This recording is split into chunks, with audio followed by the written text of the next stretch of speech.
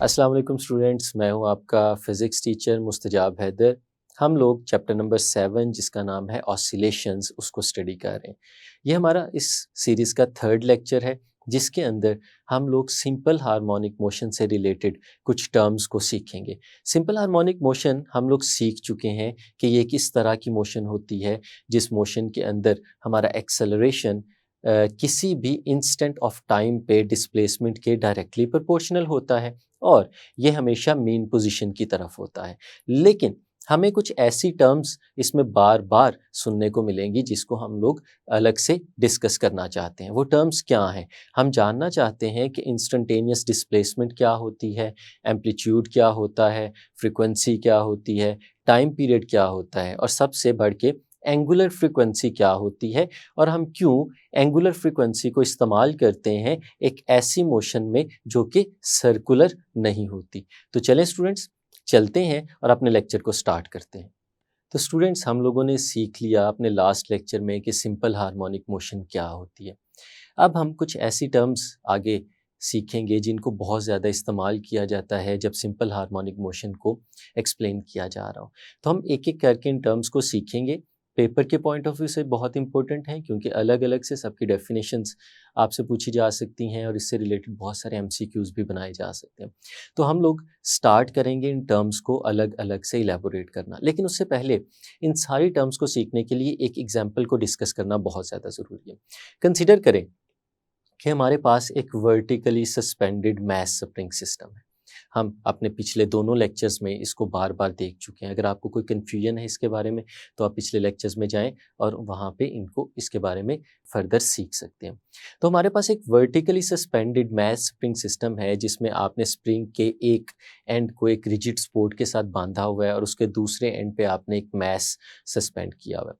और अगर आप उसको वर्टिकल डायरेक्शन में पुल करने के बाद रिलीज कर देते हैं तो वो आपका मास स्प्रिंग सिस्टम जो है वो वर्टिकल डायरेक्शन में ऑसिलेट करना शुरू कर देता है।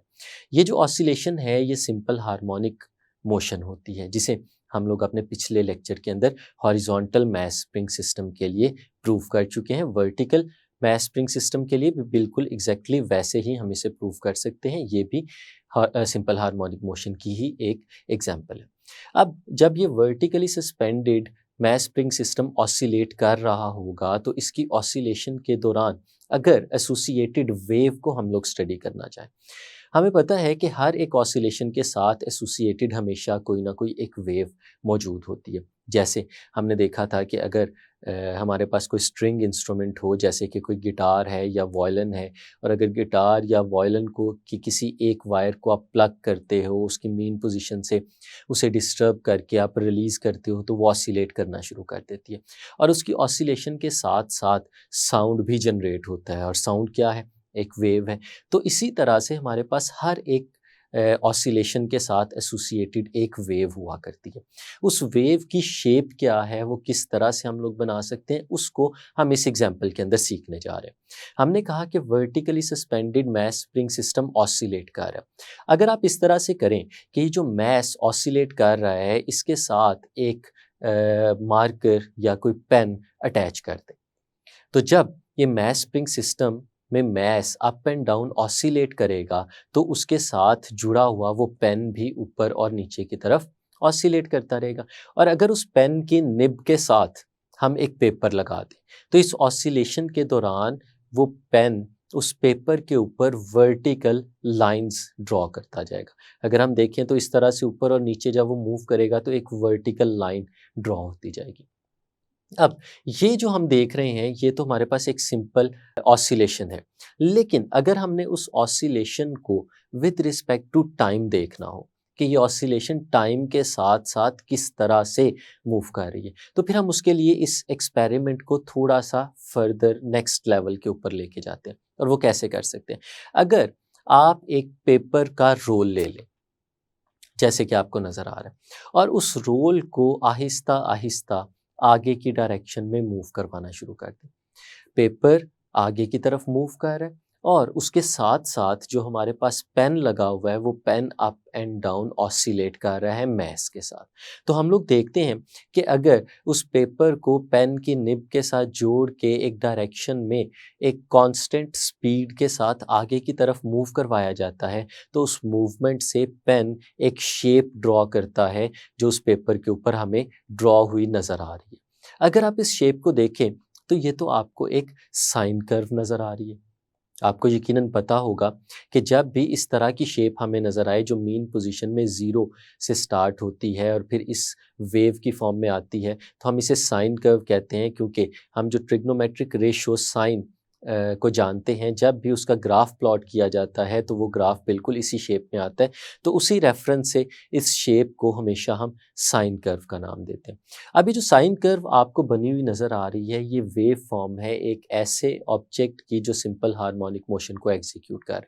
तो हम लोग कह सकते हैं कि सिंपल हार्मोनिक मोशन एग्जीक्यूट करते हुए ऑब्जेक्ट का अगर with respect to time graph बनाया जाए तो वो एक साइन कर्व की फॉर्म में आएगा, जैसे कि हमें ये नज़र आ रहा है। और इस ग्राफ के ऊपर जो डिफरेंट पोजीशंस हमें नज़र आ रही हैं ये स्पेसिफिक टाइम पे हमारे मैस की पोजीशंस हैं। जैसे कि अगर हम देखते हैं जो पॉइंट बी नज़र आ रहा है तो ये बी अपर एक्सट्रीम पे हमें एक पॉइंट नज़र आ रहा है। इसी तरह जो हमें पॉइंट डी नज़र आ रहा है वो लोअर एक्सट्रीम पे हमें पॉइंट नज़र आ रहा है। ए और सी ये दो पॉइंट्स हमें वो वाले पॉइंट्स नज़र आ रहे हैं जिन पॉइंट्स पे हमारा मैस मीन पोजीशन के ऊपर मौजूद था। तो हमारा मैस जैसे जैसे अपनी पोजीशन को बदलता जाता है वैसे वैसे हमारी ग्राफ की शेप भी चेंज होती जाती है। अब इस ग्राफ को सामने रखेंगे और कुछ टर्म्स को एक एक करके हम लोग डिस्कस करते चले जाएंगे। सबसे पहली टर्म जो सिंपल हार्मोनिक मोशन के साथ एसोसिएटेड है उसे हम लोग कहते हैं इंस्टेंटेनियस डिस्प्लेसमेंट। हमें पता होना चाहिए कि इंस्टेंटेनियस डिस्प्लेसमेंट क्या होती है। सबसे पहले तो डिस्प्लेसमेंट को हम पिछले लेक्चर्स में भी डिस्कस कर चुके हैं कि हमारा जो मैस है या कोई भी ऑब्जेक्ट है जो सिंपल हार्मोनिक मोशन एग्जीक्यूट कर रहा है उसका मेन पोजीशन से किसी भी टाइम इंटरवल पे जो वर्टिकल डिस्टेंस निकाला जाता है हम उसे डिस्प्लेसमेंट का नाम देते हैं। तो जैसे जैसे हमारा ऑब्जेक्ट ऊपर की तरफ चलता जाएगा वैसे वैसे उसका डिस्प्लेसमेंट ज़्यादा होता जाएगा। जैसे जैसे वो मेन पोजीशन की तरफ आता जाएगा उसका डिस्प्लेसमेंट कम होता जाएगा और जब वो मेन पोजीशन पे मौजूद होगा तो उस वक्त उसका डिस्प्लेसमेंट ज़ीरो होगा। और इसी तरह से आप देखते हैं कि डिस्प्लेसमेंट अपवर्ड डायरेक्शन में भी हो सकता है और डाउनवर्ड डायरेक्शन में भी हो सकता है। और आपने याद रखना है स्टूडेंट्स कि डिस्प्लेसमेंट को हमेशा मेन पोजीशन से मेजर किया जाता है कि यानी अगर आपका ऑब्जेक्ट अपवर्ड डायरेक्शन में मौजूद है तो मेन पोजीशन से ऊपर की तरफ डायरेक्शन में हम डिस्प्लेसमेंट को लेंगे, और अगर हमारा ऑब्जेक्ट डाउनवर्ड्स डायरेक्शन में मौजूद है तो मेन पोजीशन से डाउनवर्ड्स डायरेक्शन में हम उसके डिस्प्लेसमेंट को लेंगे। डिस्प्लेसमेंट हमेशा मेन पोजीशन से मेजर किया जाता है। तो हम फिर इस डिस्प्लेसमेंट को अगर इंस्टेंटेनियस फॉर्म में देखें तो इंस्टेंटेनियस फॉर्म में हम क्या कह सकते हैं कि the value of distance of vibrating body at any instant of time from the main position is called instantaneous displacement. किसी भी टाइम के इंटरवल को ले लें, उस टाइम इंटरवल के ऊपर हमारा जो ऑब्जेक्ट है वो मेन पोजीशन से जिस फासले के ऊपर मौजूद होता है हम उस फासले को इंस्टेंटेनियस डिस्प्लेसमेंट का नाम देते हैं। अब इंस्टेंटेनियस डिस्प्लेसमेंट के साथ साथ हमें एक और टर्म को भी सीख लेना चाहिए जो कि है एम्पलीट्यूड। एम्पलीट्यूड क्या होता है? हम देखते हैं कि हमारा ऑब्जेक्ट जब ऑसिलेट करता है तो उस ऑसिलेशन के दौरान बिल्कुल एक ऊपर एक्सट्रीम लेवल पे जाता है और फिर नीचे भी एक्सट्रीम लेवल पे जाता है। तो हमारा ऑब्जेक्ट जो मेन पोजीशन से मैक्सिमम डिस्प्लेसमेंट को कवर करता है हम उसको एम्पलीट्यूड का नाम देते हैं। तो एम्पलीट्यूड क्या है? Amplitude is the measure of maximum displacement of the vibrating body. जो आपकी वाइब्रेटिंग बॉडी है उसकी जो मैक्सिमम डिस्प्लेसमेंट की वैल्यू होगी हम उसे एम्पलीट्यूड का नाम देंगे। जैसे कि आपको फिगर में नज़र आ रहा है, फिगर में स्मॉल बी से लेके कैपिटल बी तक ये जो हमें डिस्प्लेसमेंट नज़र आ रहा है ये हमारा एम्पलीट्यूड कहलाता है। इसी तरह से स्मॉल डी से लेके कैपिटल डी तक जो हमें डिस्प्लेसमेंट नज़र आ रहा है ये भी हमारे पास एम्पलीट्यूड कहलाता है। तो फिर एम्पलीट्यूड क्या हो गया? एम्पलीट्यूड मेन पोजीशन से मैक्सिमम डिस्प्लेसमेंट जो हो गई उसे हम लोग एम्पलीट्यूड का नाम देते हैं। यहाँ पे एमसीक्यूज के हवाले से एक चीज़ बड़ी ज़्यादा इंपॉर्टेंस रखती है। अगर आपसे पूछा जाए कि आपका एक ऑब्जेक्ट जो है वो एक मीन पोजीशन से चलता है, एक्सट्रीम पोजीशन तक जाता है, वापस मीन पोजीशन पे आता है, फिर डाउनवर्ड्स एक्सट्रीम पोजीशन पे जाता है और फिर वापस मीन पोजीशन पे आता है, तो इस पूरे एक साइकिल के दौरान वो कितने टाइम्स अपनी डिस्प्लेसमेंट का कवर कर लेता है, या कितने टाइम्स आपकी मैक्सिमम डिस्प्लेसमेंट का कवर कर लेता है, जिसे हम एम्पलीट्यूड कहते हैं। अगर आप एम्पलीट्यूड को एक्स नॉट के साथ रिप्रेजेंट करें तो हम देखते हैं कि अगर मीन पोजीशन से अपवर्ड डायरेक्शन में जाएगा तो एक एक्स नॉट के बराबर उसने डिस्टेंस कवर किया होगा। अगर वहाँ से वापस नीचे आएगा तो 2 टाइम्स ऑफ एक्स नॉट उसने डिस्टेंस ट्रैवल किया होगा, और अगर फिर नीचे जाएगा तो 3 टाइम्स ऑफ एक्स नॉट उसने डिस्टेंस ट्रैवल किया होगा, और अगर वापस ऊपर पहुँच गया तो 4 टाइम्स ऑफ एक्स नॉट उसने डिस्टेंस कवर किया होगा। यानी अगर आपका ऑब्जेक्ट मेन पोजीशन से ऊपर और फिर वापस नीचे और फिर वापस मेन पोजीशन तक आ जाता है तो इस पूरे एक राउंड ट्रिप के अंदर जो उसने डिस्टेंस ट्रैवल किया होता है वो 4 टाइम्स ऑफ एम्पलीट्यूड के बराबर होता है। इसको आपने याद रखना है, बहुत इंपॉर्टेंट इंफॉर्मेशन है एमसीक्यूज के हवाले से। और यहीं पे अगर एक और चीज़ भी पूछी जाए कि अगर यही काम आपका ऑब्जेक्ट कर रहा है और इसी पूरे इंटरवल के दौरान आप डिस्प्लेसमेंट की बात करें कि उसका नेट डिस्प्लेसमेंट क्या होगा, तो हम लोग जानते हैं कि नेट डिस्प्लेसमेंट तो इनिशियल और फाइनल पॉइंट्स के दरमियान वर्टिकल डिस्टेंस को कहते हैं। तो हमारा इनिशियल पॉइंट भी मेन पोजीशन थी और घूम के जब वापस पहुंचे तो हमारा फाइनल पॉइंट भी मेन पोजीशन था। तो इस केस में जो हमारा नेट डिस्प्लेसमेंट होगा वो तो ज़ीरो हो जाएगा, क्योंकि इनिशियली और फाइनल दोनों पॉइंट्स हमारे एक ही जगह पे मौजूद हैं। तो हमारे पास डिस्टेंस तो 4 टाइम्स ऑफ एम्पलीट्यूड होता है, लेकिन जो डिस्प्लेसमेंट इस केस में हमें, वर्टिकल डिस्प्लेसमेंट इस केस में हमें नज़र आ रहा है, वो हमारा ज़ीरो के बराबर हो जाता है। तो ये 2 टर्म्स थी जिनके बारे में हमें पता होना चाहिए। पहले इंस्टेंटेनियस डिस्प्लेसमेंट क्या थी, और जो दूसरी टर्म थी वो थी हमारे पास एम्पलीट्यूड। तो इंस्टेंटेनियस डिस्प्लेसमेंट थी मेन पोजीशन से किसी भी गिवन टाइम के ऊपर आपके ऑब्जेक्ट का जो वर्टिकल डिस्टेंस है वो हमारी इंस्टेंटेनियस डिस्प्लेसमेंट कहलाती थी, और जो मैक्सिमम डिस्प्लेसमेंट थी हमने उसे एम्पलीट्यूड का नाम दे दिया। तो आगे चलते हैं, इसकी नेक्स्ट टर्म को सीखते हैं। जो नेक्स्ट टर्म है हमारे पास वो है वाइब्रेशन।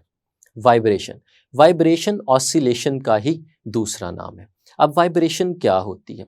हमारा एक ऑब्जेक्ट अगर लेट्स सपोज वो एक एक्सट्रीम पोजीशन पे मौजूद है, यानी जैसे इस केस में हम लोग देख रहे हैं कि वो अपर एंड पे मौजूद है, वो अपर एंड से मूव करते हुए लोअर एंड मीन पोजीशन पे आता है, और फिर मीन पोजीशन से नेगेटिव एक्सट्रीम पोजीशन तक चला जाता है, और फिर यहाँ से वापस मेन पोजीशन पे आता है, और फिर जहाँ से चला था अपनी पहली एक्सट्रीम पोजीशन से वहाँ तक वापस पहुँच जाता है।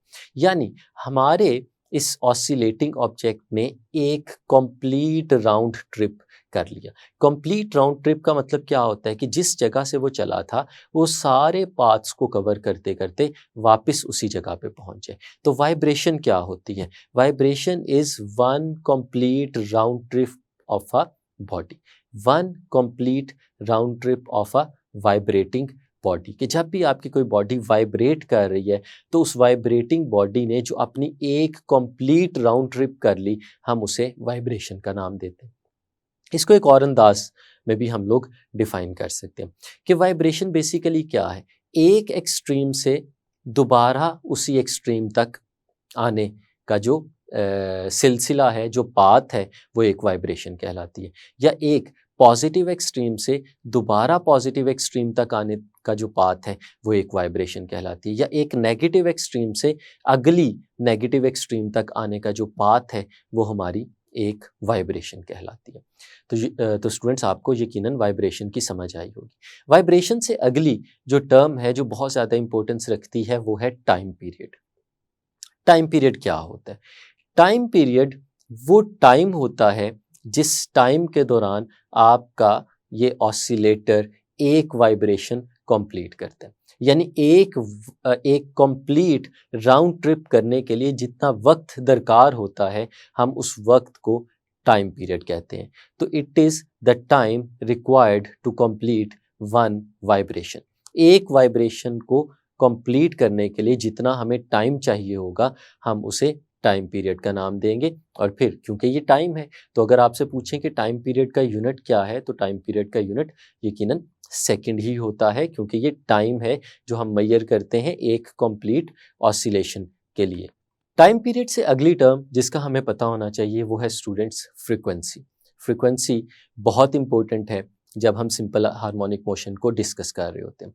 फ्रीक्वेंसी क्या होती है? हमारा एक हार्मोनिक ऑसिलेटर है, हमारा एक ऑसिलेटर है जो ऑसिलेट कर रहा है। इस केस में अगर हम ये देखना चाहें कि वो जो ऑसिलेटर है वो कितनी ऑसिलेशंस कंप्लीट करता है एक सेकंड के अंदर, यानी अभी थोड़ी देर पहले हमने देखा कि हम वो टाइम मेजर कर रहे हैं जिस टाइम के अंदर एक ऑसिलेशन या एक वाइब्रेशन कंप्लीट हुई है। अब अगर इसको हम एक और अंदाज में देखें कि अब हम वाइब्रेशन को हमने वहाँ पे एक डेफिनेट एंटिटी लिया और देखा कि वो एक वाइब्रेशन के लिए कितना टाइम रह रहा है। तो हम अगर इसको दूसरे अंदाज में देखें कि हम टाइम को एक एंटिटी ले लें, यानी हम 1 सेकंड कंसीडर कर लें और फिर हम ये देखें कि 1 सेकंड के अंदर हमारा एक ऑब्जेक्ट कितने साइकिल्स पूरे करता है, कितनी वाइब्रेशंस कंप्लीट करता है, तो फिर हम उसे नाम देते हैं फ्रीक्वेंसी का। तो फ्रीक्वेंसी क्या होती है? Number of vibrations completed by an oscillator in 1 second। एक सेकंड के अंदर एक ऑसिलेट करता हुआ ऑब्जेक्ट जितनी वाइब्रेशंस कंप्लीट करेगा, हम उन वाइब्रेशंस को नाम देंगे फ्रीक्वेंसी का। तो अगर फिर हम इसके यूनिट की बात करें तो इसका यूनिट क्या हो सकता है? तो स्टूडेंट्स ये है कि नंबर ऑफ वाइब्रेशंस एक सेकंड में कितनी हो रही हैं, तो हम इसको कह सकते हैं कि साइकिल्स पर सेकंड या नंबर ऑफ वाइब्रेशंस पर सेकंड। ये हम इसको इस तरह से मेजर करते हैं और इसका जो एसआई यूनिट है वो हर्ट्ज कहलाता है और हर्ट्ज को अगर हम बेस यूनिट्स में लिखें तो ये पर सेकंड के बराबर होता है। ये आपको बताता है कि एक सेकंड के अंदर कितनी दफ़ा हमारे ऑसिलेटर ने अपनी साइकिल्स को रिपीट किया था, कितनी दफ़ा उसने अपनी मोशन को रिपीट किया था, कितने उसने राउंड ट्रिप्स कवर किए थे। और फिर अगर हम फ्रीक्वेंसी और टाइम पीरियड को इस तरह से एक दूसरे के साथ रिलेट करके देखें तो हम लोग देखते हैं कि फ्रीक्वेंसी और टाइम पीरियड ये दोनों एक दूसरे के रेसिप्रोकल होते हैं। यानी अगर आप फ्रीक्वेंसी कैलकुलेट करना चाहते हैं तो वो फ्रीक्वेंसी 1/टाइम पीरियड से कैलकुलेट की जा सकती है, या अगर आप टाइम पीरियड कैलकुलेट करना चाहते हैं और आपको फ्रीक्वेंसी गिवन है तो फिर आप टाइम पीरियड 1/f से कैलकुलेट कर सकते हैं। यानी फ्रीक्वेंसी और टाइम पीरियड एक दूसरे का रेसिप्रोकल होते हैं। और स्टूडेंट्स आगे चलते हैं और इससे एसोसिएटेड जो आखिरी टर्म है हमारी बुक में मेंशन, हम उसको स्टडी करते हैं, वो है एंगुलर फ्रीक्वेंसी। अब आप लोग चैप्टर नंबर 5 में एंगुलर टर्म्स को सीख चुके हैं। एंगुलर फ्रीक्वेंसी क्या होती है? एंगुलर फ्रीक्वेंसी उन ऑब्जेक्ट्स के लिए यूज होती है जो ऑब्जेक्ट्स सर्कुलर पाथ में मूव कर रहे हो। अब क्वेश्चन ये उठता है कि हमारा जो ऑसिलेटर है वो तो सर्कुलर पाथ में मूव नहीं कर रहा होता, वो तो ऑसिलेट कर रहा है, उसकी जो मोशन है वो तो टू एंड फ्रो मोशन है। और फिर अगर हम उसको with respect to time plot करते हैं तो हमारे पास एक साइन कर्व आ जाती है। तो हम यहाँ पे एंगुलर फ्रीक्वेंसी की बात क्यों कर रहे हैं? तो स्टूडेंट्स हमारे पास जो सिंपल हार्मोनिक मोशन होती है उसको सर्कुलर मोशन के साथ भी रिलेट किया जा सकता है और इसको हम अपने नेक्स्ट लेक्चर में बहुत डिटेल के साथ डिस्कस करने वाले हैं कि किस तरह से सर्कुलर मोशन और सिंपल हार्मोनिक मोशन जो है उनको एक दूसरे के साथ मिला के और एक दूसरे की कैलकुलेशंस के लिए इस्तेमाल किया जा सकता है। तो अभी आपको इसके बारे में सिर्फ इतना पता होना चाहिए कि जो object simple harmonic motion execute कर रहा है आप उसी ऑब्जेक्ट को यूनिफॉर्म सर्कुलर मोशन के साथ भी रिलेट कर सकते हैं। तो अगर वो यूनिफॉर्म सर्कुलर मोशन के साथ रिलेट हो जाए तो हमें पता है कि एंगुलर टर्म्स को कैलकुलेट करना हमारे लिए बहुत आसान होता है। तो फिर हम एंगुलर फ्रीक्वेंसी का सहारा लेते हैं, क्योंकि एंगुलर फ्रीक्वेंसी को यूज़ करते हुए हम बहुत आसानी के साथ डिस्प्लेसमेंट और फ्रीक्वेंसी इस तरह की टर्म्स को हम लोग कैलकुलेट कर सकते हैं। इसलिए हम एंगुलर फ्रीक्वेंसी की टर्म को भी इस्तेमाल करते हैं जब हम सिंपल हार्मोनिक मोशन को स्टडी कर रहे होते हैं। और जो एंगुलर फ्रीक्वेंसी है उसका फॉर्मूला और यूनिट भी हमें पता होना चाहिए। हमें पता है जो एंगुलर फ्रीक्वेंसी है वो एंगुलर फ्रीक्वेंसी रेडियन पर सेकंड में मेजर की जाएगी कि आपका ऑब्जेक्ट जो है वो कितना एंगल कवर कर रहा है एक सेकंड के अंदर, और फिर इसको रिप्रेजेंट किया जाता है ओमेगा के साथ और ओमेगा बराबर होता है 2 पाई डिवाइडेड बाय टाइम पीरियड, या इसको इन टर्म्स ऑफ फ्रीक्वेंसी भी लिखा जा सकता है। अगर टाइम पीरियड की जगह हम फ्रीक्वेंसी को यहाँ पे यूज़ करें तो हमारे पास जो एंगुलर फ्रीक्वेंसी है उसका फॉर्मूला 2 पाई एफ के बराबर आ जाता है। तो स्टूडेंट्स, यहाँ से हमें क्या पता चला कि जो एंगुलर फ्रीक्वेंसी है बेसिकली ये एक ऐसी टर्म है जो रोटेट करते हुए ऑब्जेक्ट्स के लिए इस्तेमाल की जाती है। लेकिन जो ऑब्जेक्ट हमारा सिंपल हार्मोनिक मोशन एग्जीक्यूट कर रहा है, हम उसकी सिंपल हार्मोनिक मोशन को भी यूनिफॉर्म सर्कुलर मोशन के साथ रिलेट